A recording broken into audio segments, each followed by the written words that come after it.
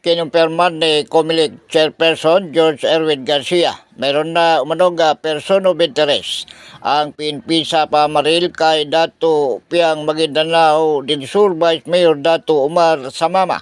Ngunit hindi nabanggit ni Garcia kung sino ang person of interest at karagdagang detalye sa patuloy na investigasyon ng otoridad. Nakipagpulong si Garcia sa mga opisyal ng PNP kahapon para talakayin ang paghahanda sa nalapit na eleksyon. Una nang kinundina ng COMELEC ang pag-atake kay Samama na re-electionist ngayong eleksyon at dati ring kawani ng komisyon.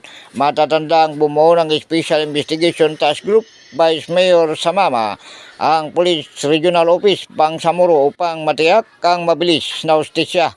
Nasa stable condition na umano ang vice-alkalde matapos magtamo ng tama ng bala sa kanyang tiyan.